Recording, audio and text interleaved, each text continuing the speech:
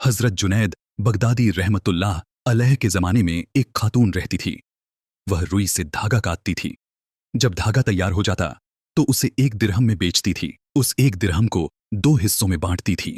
आधे दिरहम से रुई खरीद लेती और बाकी आधे दिरहम से घर का खर्च चलाती थी। एक दिन उसने पूरा 1 दिरहम की रुई खरीदी और उसका धागा तैयार किया। धागे को सुखाने के लिए धूप में रख दिया और खुद खाना बनाने के इंतजाम में लग गई। इतने में एक कौआ आया और वह सारा धागा उठा ले गया। वह औरत बेवा थी।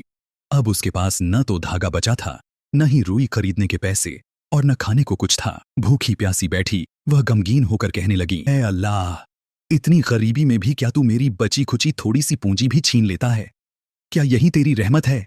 तू मुझ पर यह कैसी रहमत कर रहा है? अगले दिन वह बूढ़ी औरत रोती हुई हजरत जुनैद बगदादी रहमतुल्लाह अलैह के दरबार में पहुंची।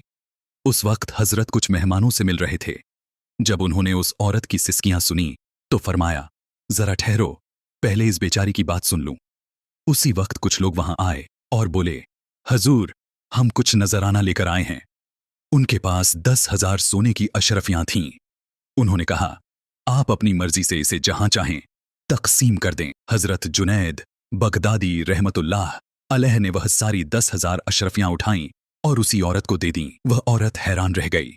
अभी वह कुछ कह ही नहीं पाई थी कि हजरत ने फरमा दिया, इसे लो, यह तुम्हारा हिस्सा है। फिर हजरत जुनैद बगदादी ने उन लोगों की तरफ रुख किया और पूछा, अब बताओ, यह नजराना तुम किस वजह से लाए हो? उन्होंने बताया, हजूर, हम लोग समंदर के सफर पर थे। हमारी कश्ती में अचानक सुराख हो गया और पानी अंदर आने लगा। हम परेशान हो गए क्योंकि मरम्मत करने का कोई सामान हमारे पास नहीं था। तभी अचानक आसमान से एक कौआ आया और उसने धागे का एक गुच्छा गिरा दिया। वही धागा इतना काफी था कि उससे हमने अपनी कश्ती को सिल लिया।